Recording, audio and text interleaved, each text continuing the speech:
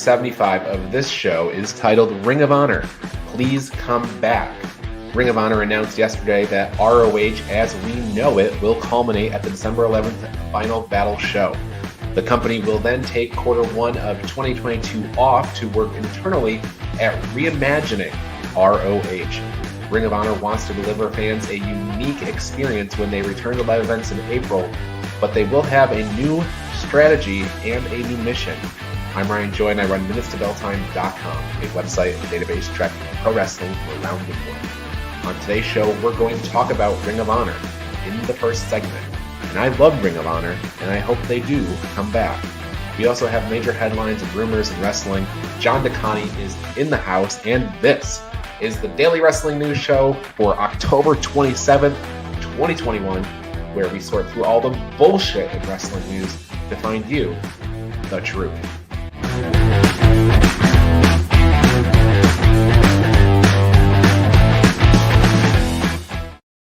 All right, John, welcome to the show. How's it going? All right, not bad. How's your morning so far?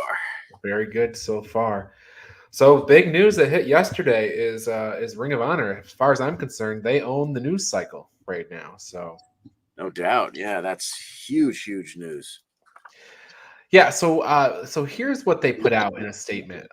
Throughout the pandemic, our top priority was to keep everyone healthy and safe. And despite not producing any live events for over 18 months, we were able to keep everyone fully contracted.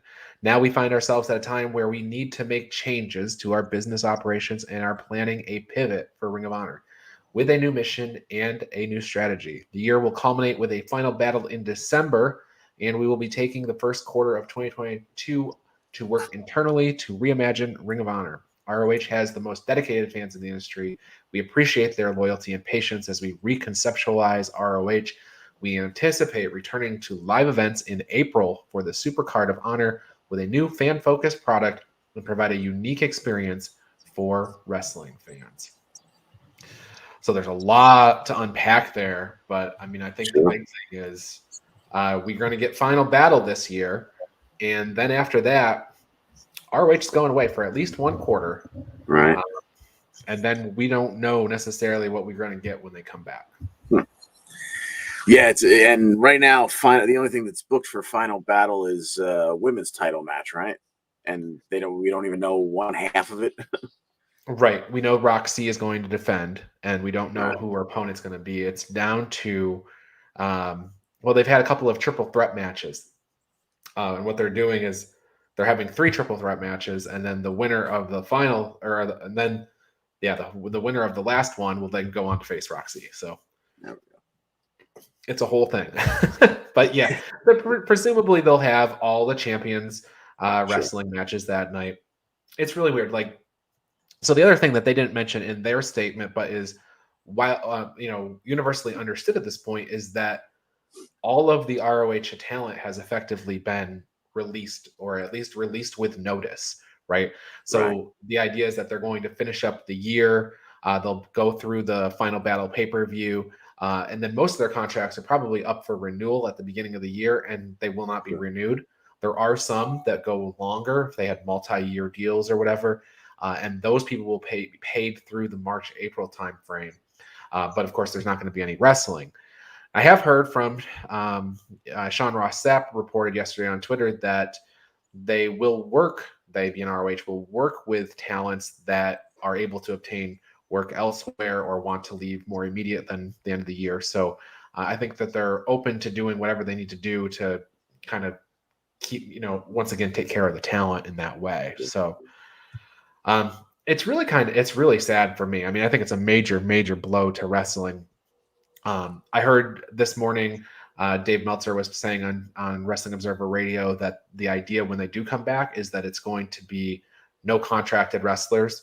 It's going to be like a top indie where they just bring in the people that are available that night when they're doing their tapings, and that's how they're going to operate. So it's truly the end of an era for ROH. Yeah, and that company has meant so much to this present generation. I mean, you look at the history of the ROH title, and it is it is just a who's who. I mean, you look at the end of the Attitude Era, and just about everyone that has sprung up that hasn't come exclusively through the WWE system has spent some time there, and has probably had a pretty good run there.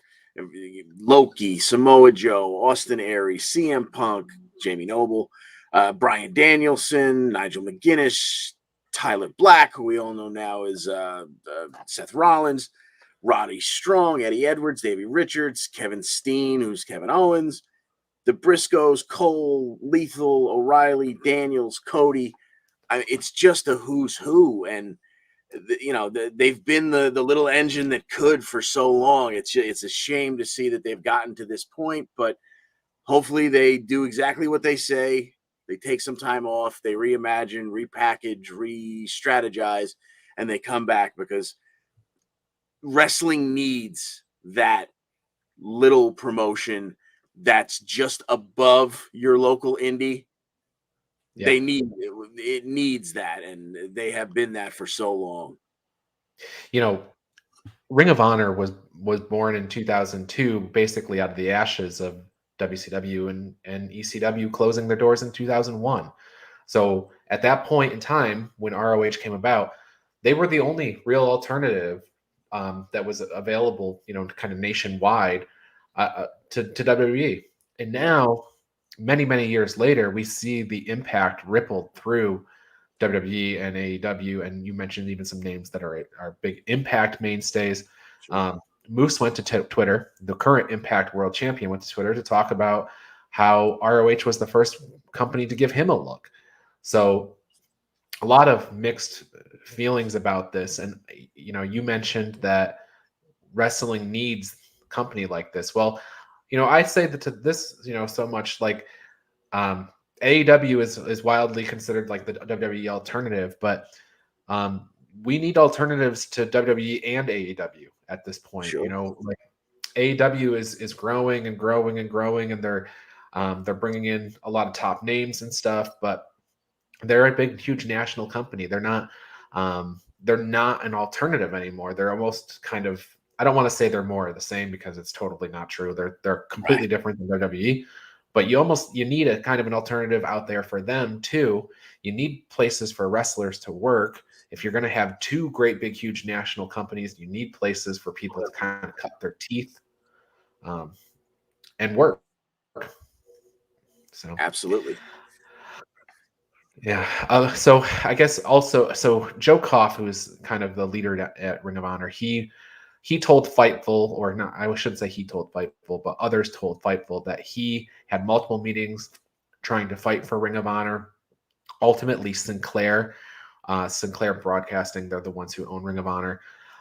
They made the call. Talent was told there was some type of TV show that will be in place after Final Battle, but weren't told what it will be. So a lot of moving parts here. Sinclair, it's another situation. It's kind of like Turner, right? When Turner sold WCW, right, this big, huge wrestling company owned by a network, when the times are tough, it's a lot easier to cut loose the wrestling company than it is to try to figure out how to make it profitable. And you have the same kind of situation here, where Sinclair is the owner. They're a diverse company. They got a lot of properties, and when you got this one that's kind of a huge money pit, probably, it might be easier just to let it go. Yeah, it's a shame, but yeah, business is business, and that extends through wrestling. That's for sure. Now, the other interesting thing about this is that everybody immediately starts talking about making a sale. Maybe Ring of Honor should just sell themselves off to WWE or sell themselves off to AEW. And when you look at the approach that they're taking, they're getting rid of all their contracts, right? So that reduces liability down to just about nothing. Sure.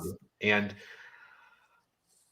it kind of makes them very poachable for that, they're very much available to, yes, come buy our tape library. It's really their only asset. Exactly. Yeah. That's what it comes down to. You'd be buying a video library, which is, I'm sure, amazing. I mean, yeah. I did a quick search, and this is what kills me about ROH. this generation of wrestlers was being incubated in ROH. I ran down all the names, and they were doing a loop right here in my backyard.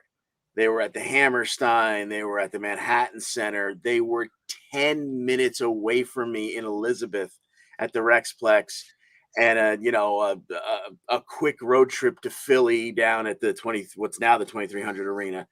And I did a quick search for big matches that took place in Elizabeth that I could have ridden a bike to if my car had been on the fritz. And one of the first things that comes up was 2003, Bryan Danielson versus AJ Styles. There you go. That was happening right in my backyard, and I was still I was still at the tail end of the Attitude Era, where I was just proud to have my hot box, to watch all the pay-per-views for free. And I was spending my money to actually go to baseball games because that was the tail end of the Yankee dynasty and whatnot. And to think that all of that amazing wrestling was so close and I saw none of it, I kick myself every time I think of ROH. Yeah, it is crazy. You're right. All these guys cutting their teeth. AJ Styles, Daniel Bryan match. Also, your Christopher Daniels had killer matches back in the day. They have the Briscoes, who basically never left, right? They were there on the very first show wrestling against each other, and they're still there today. They did a really rare detour over to GCW and won the tag titles recently. But aside from that, I can never think of them going anywhere else. So, yeah, it's very, very crazy. And the tape library that we're talking about, where you're going to get this Bryan Danielson and AJ Styles match and all these crazy things that are out there, when you look at the business end of that, for me, it's like, okay, well, WWE's got the assets to purchase this thing and no problem. They can pay 4 times what it's worth. Then I think about how they bought WCW for $2 million. It's like, Vince would be looking for a deal.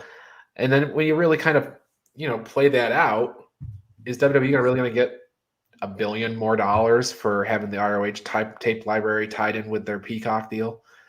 I don't think that it's going to incrementally make a difference in their content deals. So maybe it doesn't even make sense for them. Yeah, and then on the AEW side, hopefully they decide that it's not even worth their bother. Yeah, because that'll leave it out there, and that'll that when they rebuild the company, God willing, it could be built around. They could still have that in their back pocket. I hope it stays that way. Yeah. The other asset they have, and I don't know how big their Honor Club subscription is, but they do have subscribers that are paying $100 a year or whatever for Honor Club, and that gets those people have access to the tape library, basically the same thing as the WWE Network. So that is one asset that would be purchased, I guess, is that you have those subscribers. If they don't shut Honor Club down when they shut down everything at the end of the year. So it's interesting. It would be an interesting play for Tony Khan too, because unlike WWE, he doesn't have 20 years of tape to sell into a content deal. He only has 2 years of television and maybe 10 pay-per-views. If he adds all that ROH back catalog in there, then maybe he is better positioned to make a content deal with an ESPN or a Peacock or any of them. So it might make more sense for him. And of course, we know he has the assets as well. He's told us recently that he has more money than Vince.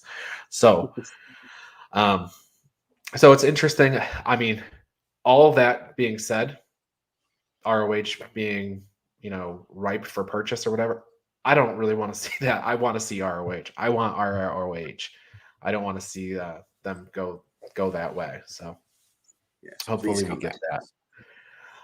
I wrote a column yesterday and put it up on my website, kind of my feelings on it. And, I was, when AEW started, I think a lot of eyeballs shifted away from Ring of Honor.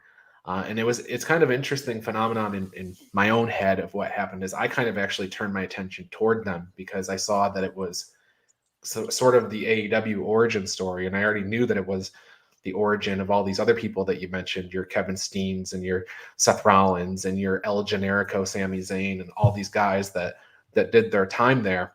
So I kind of turned my attention toward them at the launch of AEW, knowing that the Bucks were leaving and Hangman Page was leaving and Cody was leaving. And what I found was they had brought in PCO, who, of course, we all remember as one of the Quebecers back in WrestleMania 10, fighting Mo and Mabel of Men on a Mission for the tag titles. And you have this guy. He had this whole career decades ago, and he left wrestling. He became a French commentator for Impact, which was a great job. But he had maintained this dream since he was 14 years old of being world champion. And so my experience with Ring of Honor is, as AEW launches, I go to Ring of Honor Final Battle in 2019, and I learned this story about PCO coming back into wrestling, and he wins the world championship that night. And so it's just like, for me, it's just this immensely inspiring story of a person who never gave up on their dream and who bet on themselves at 52 years young, recreated himself, made himself into a French Frankenstein monster, and got over. He drove his car from Montreal to New Orleans to face Walter at Joey Janela's spring break and put himself back on the map. And that's, to me, in my head, that's Ring of Honor. That's Ring of Honor doing honor, doing what's honorable to this guy who did so much in his career and had these goals, and his title reign was really short. But that, to me, is what I think of when I think of Ring of Honor. And it's not your CM Punk and Samoa Joe matches, while those were really important in history. It's that PCO thing that has me wanting Ring of Honor to survive. So yeah, because wrestling needs a place for stuff like that to happen. Exactly. So I guess we'll close out the segment about Ring of Honor here. But I guess, as I said, as I titled this episode, and I titled my column, Ring of Honor, please come back. We need you. So, all right. With that said, we got other stuff to talk about. We have some more headlines. John has dug up some rumors for us to get into. We got not a full card for Full Gear, but we got a lot of matches now. So stick with us. We'll be right back in about 1 minute. If you love the Daily Wrestling News Show, then I want to tell you how you can support us. First, check out bodyslamclothes.com. You can get a variety of shirts for just $20, and all of them come in the super soft style, and the price you see includes all sizes and shipping. Get 10% off 2 or more shirts with the promo code SHIRTS10. Go to bodyslamclothes.com right now to check it out. And join Joey Jarzenka, Ian Schreier, and Rob DeLuca on Friday nights for the Primetime Rundown. They take you through the world of sports, and the show kicks off each Friday at 7 p.m. on the Eastern Observer. And each Tuesday, Al Carl hosts the Essential Wrestling Podcast alongside John Smith, myself, John DeConnie, and Gary Mahaffey. It's another week of updates and highlights in the world of wrestling. Here are our analysis on who we think is going to win the week's matches. Coverage begins at 6 p.m. on the Eastern Observer. Pro Wrestling Pick'em. It's a place where you can join or host a Pick'em League to test your predictive skills in the world of pro wrestling. Create an account and join a league now at ProWrestlingPick'em.com so you can play against your friends or play against the universe. And the Body Slam Brigade newsletter, currently going out to over 4,200 people each Friday. It consolidates all the top stories in professional wrestling into a quick-to-read email written by me for you for free. Sign up now at BodyslamBrigade.com. And of course, this show, the Daily Wrestling News Show. We're here every day, Monday through Thursday, and occasionally on Friday. You can listen to us on Apple Podcasts and Spotify, or watch us live on Facebook and YouTube at 10 a.m. This is the Daily Wrestling News Show, and we thank you for your support.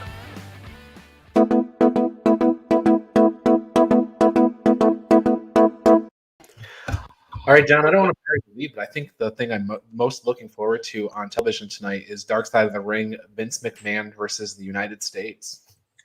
Yeah. This is one of the ones that definitely caught my eye when when it was leaked. The titles of the upcoming programs were going to be. This one should be really, really good. Yeah, it should be very interesting, and it's kind of fun in a way, because we know that WWE is actually producing a series of the same name. So the villains will be different, I'm sure. It's like It's like where you can see the story told from both sides. It's kind of like your Wizard of Oz and Wicked type of situation. That's like what we just saw with the Ultimate Warrior, Yes. earlier this year. We're going to see both sides. Yeah. So this will cover the steroid trial that took place in the 90s where Vince McMahon had been. I don't know what they're going to cover down, but I know from reading and stuff that Vince McMahon was making plans of who was going to run the company if he went to jail and all of the stuff. So it should be really intriguing. And I don't think we're going to have anybody get canceled here. I don't think this is going to be like your plane ride from hell or anything like that. But I think it's just going to be really fascinating about how this turns out and what we see and learn. So Yeah, I think the worst that should come out of this is a few people speak, and Vince holds a grudge for the next 10 years, against them. what's one more person having a bad thing to say about Vince McMahon going to do? So.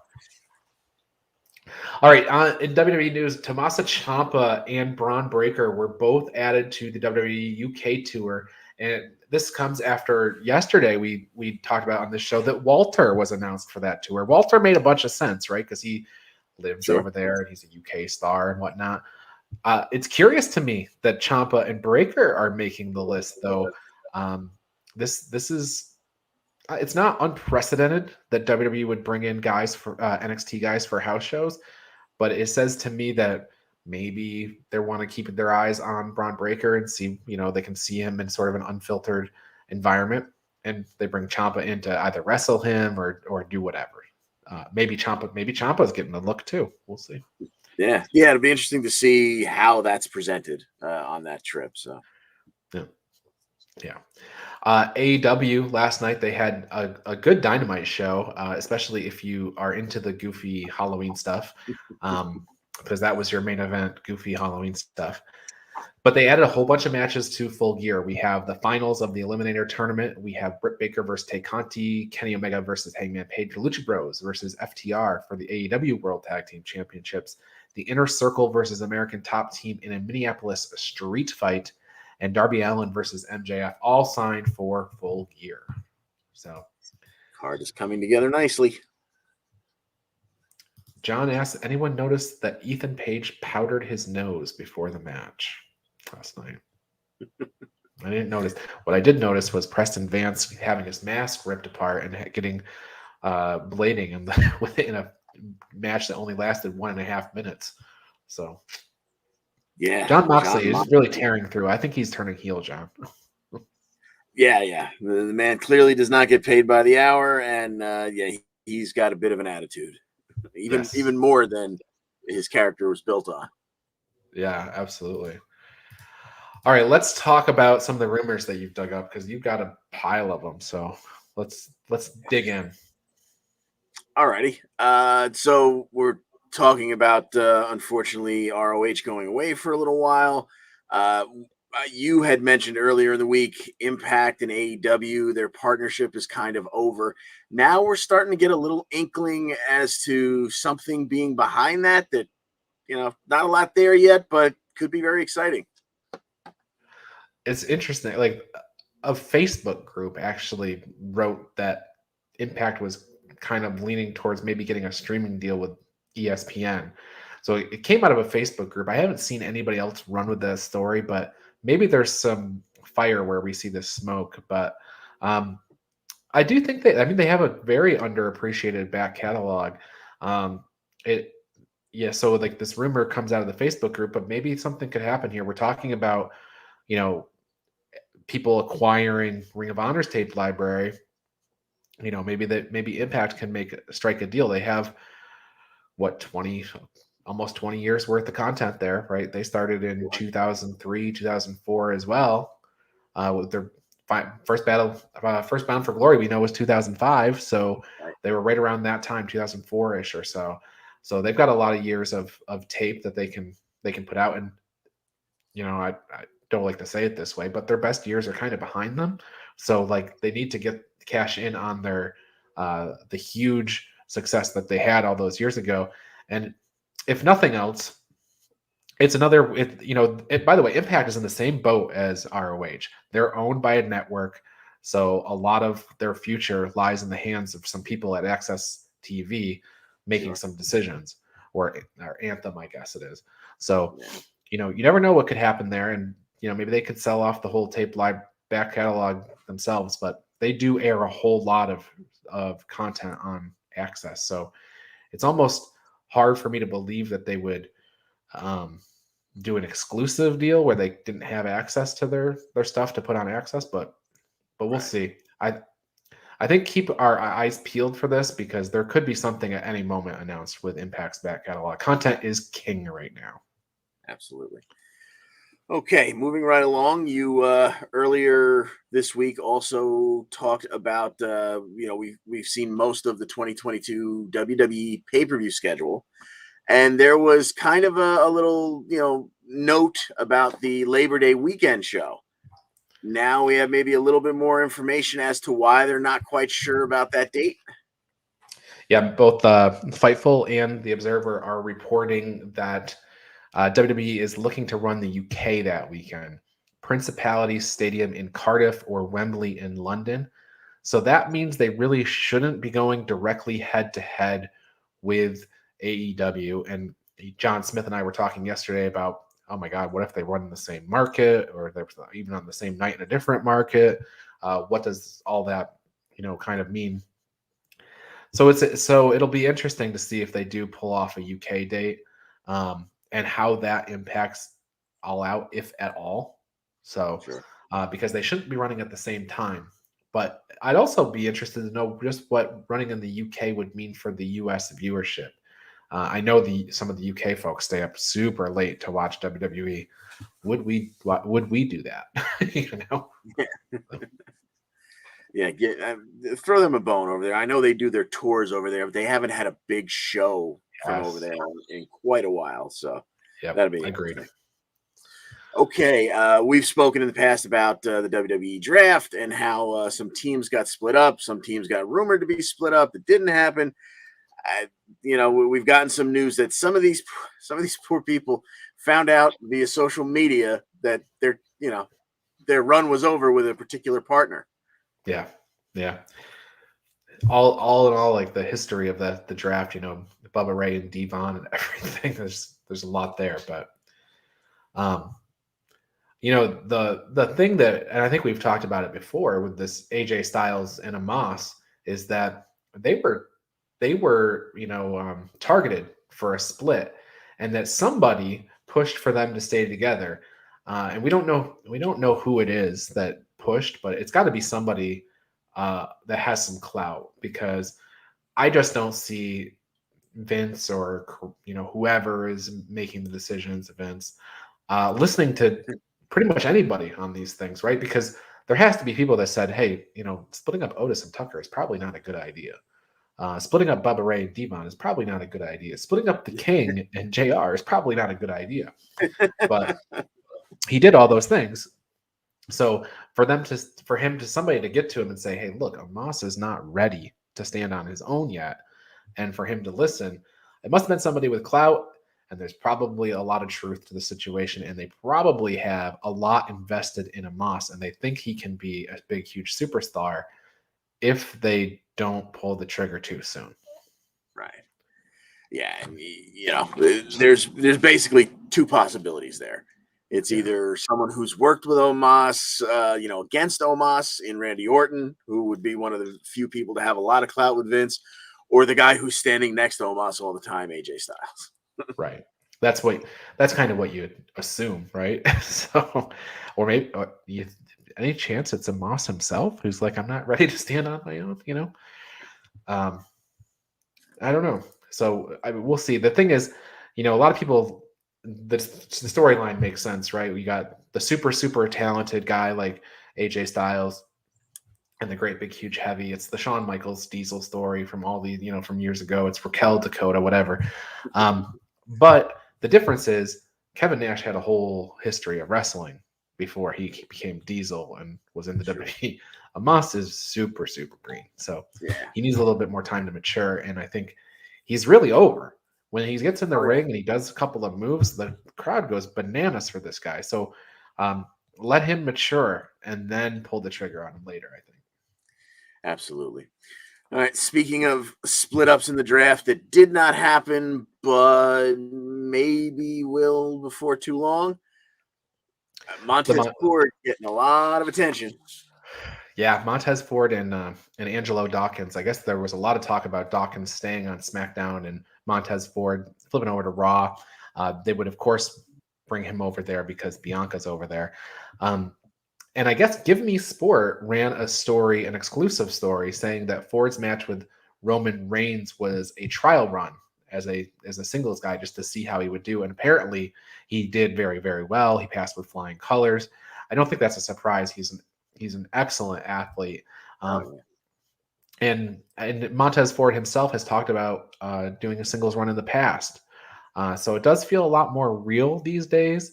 And I would say that the Street Profits, we might get another year out of them, but I don't feel like they're going to be around for a long, long, long time. I could be wrong, but that's just my feeling.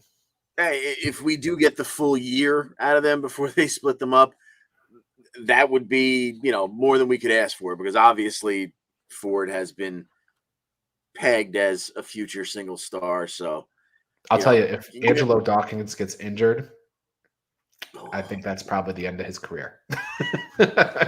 Very likely. He may chase R-Truth around for a couple of months, but won't be long before he's future endeavor. I shouldn't say it's the end of his career. It's the end of his career as we know it, as part of the Street Profits. I'm sure, he's very charismatic too. Yeah. So I'm sure he'll do well. Yeah, he might be able to reinvent himself to some degree, but Ford is obviously the Shawn Michaels there. Mm-hmm. Okay, and lastly, kind of loosely related to the last one, Bianca. And actually, this story is more about Charlotte, who's not getting a lot of good press recently, but Charlotte had some ideas recently that they didn't exactly go with, but at least it shows Charlotte willing to do business. A good point. Solid point, because so the story here is Alex McCarthy of Talk Sport reported that Charlotte wanted to lose clean to Bianca on Raw. Apparently, Charlotte is a big fan of Bianca, and she felt that the DQ finish killed what would have been a big win for Bianca. I agree. That finish was horrible. After watching a good match for 25 minutes or whatever it was, we had a stupid finish. And it would have been a really great big win for Bianca Belair, and the story would have been better. We wouldn't have had the stupid belt exchange on SmackDown. So it would have solved a lot of problems. Now, having said all that, you're right. Charlotte did business, which was good because she's really getting hammered for not doing business on SmackDown. And I have to say, it was unprofessional what she did. Sure. So hopefully Charlotte Flair can rebound from some of this stuff. I would say, hey, she's right about this Bianca Belair thing. I think that would have been a much better situation, but you got to be a professional, because if you're not a professional and you go off script, why would Tony Khan bring you in? Why would anybody bring you in if you're available? If they can't trust you to do it's a television show. It's not sports. It is scripted, and you have things you're supposed to do. And if you don't do them, how can you be trusted? You're not reliable. So yeah, you can't be freelance, especially not on live TV. Yeah, exactly. That does it for rumors, right? Indeed, they're just a handful today. Yeah. Well, we also have NXT UK today. We have Tyler Bate versus Noam Dar. That's a Heritage Cup championship match. Rohan Raja versus Mark Coffey. And the interesting thing there is that Teoman and Raja are apparently bringing somebody else into the family. Mark Coffey, of course, a trio, part of the trio Gallus. So maybe you see this play out there. Amal will be in action, apparently going up against Myla Grace. So we will see how that. Oh, here we go. What's this?